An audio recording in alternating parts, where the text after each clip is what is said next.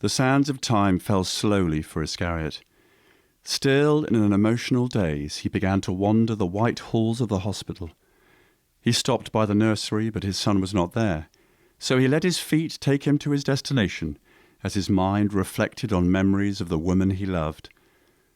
Through the maze of the hospital, his mind cerebrated on everything, every moment of their life together, from the first time they met, to their first date, their first kiss, the first time they made love. All these firsts, he thought, and tonight could be our last. Our last kiss, our last laugh, our last life together. Without knowing how he arrived, he found himself inside the glass sphere at the front of the hospital. As he stood in the room's centre, he saw he was surrounded by symbols of his religion, the marks of the Nazar. Though the building was made of glass surrounded by the light of the city, the room was dark. Its only light was of the shamrock at the front of the room.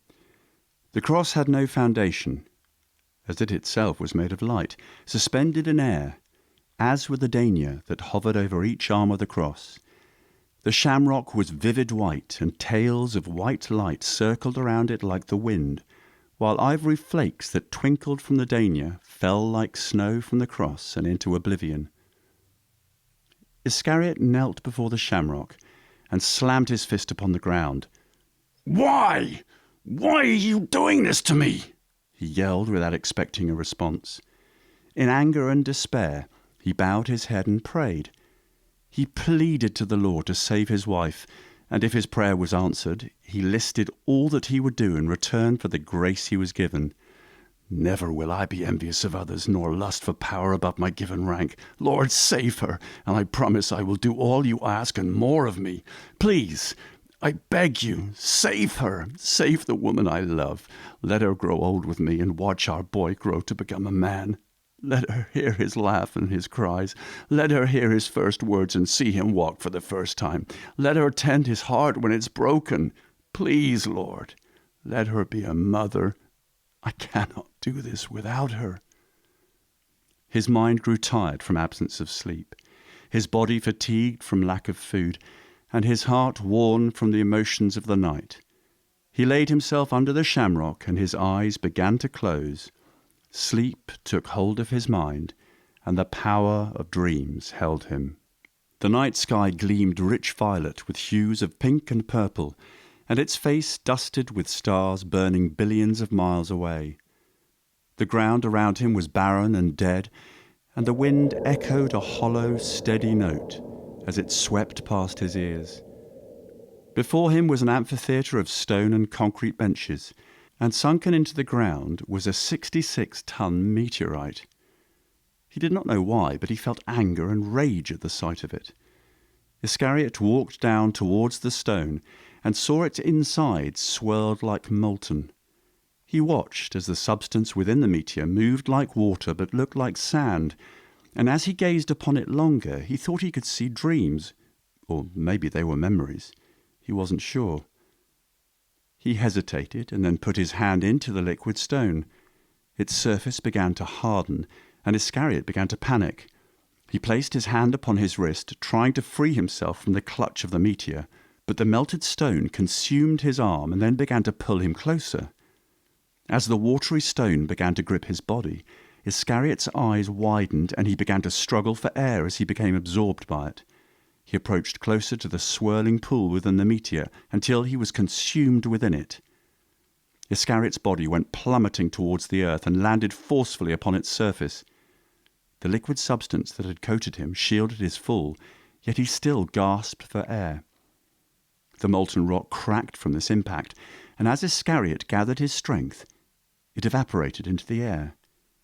He looked around, trying to gather his bearings, not knowing where he was, and to his right and left were dark, ghostly creatures whose silks were ragged and weathered.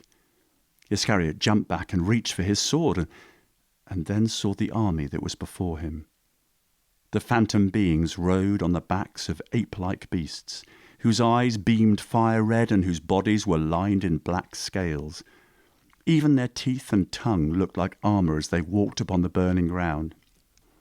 It was then Iscariot realized the surface he was standing on was not grass or dirt, but a magma floor that spewed from a volcano off in the distance.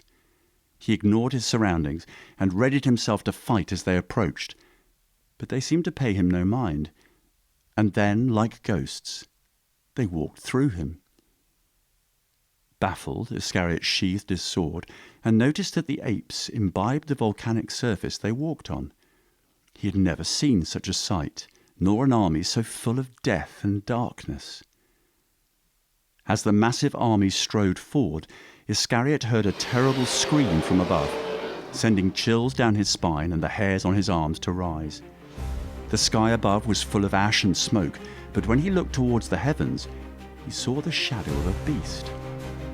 Like nails upon a chalkboard, the creature shrieked a horrid sound once more, and breaking the clouds with its wings, it bolted towards the earth and landed violently, shaking the ground around him. The beast was nearly 100 foot tall, with spikes of charcoal ivory protruding through its body, and on its head were two curved horns nearly 20 feet in length. The creature opened its colossal wings, which spanned 200 feet from end to end. They were torn but looked murderously sharp, and it gave a vicious shrill for the army to hear. The massive military force shouted in unison, "Draken! Draken! Draken!" Their cries echoed for miles for all to hear. Riding on the back of the Draken was a being that looked just as menacing. His dark metallic armor was jagged and terrifying, his helm was horned and spiked, and his visor pierced the world in orange and red. Iscariot stared at him, and it seemed the man upon the Draken glared right back at him. The armored man grabbed his weapon, a thorned, cylindrical hammer taller than he, and pointed it at Iscariot.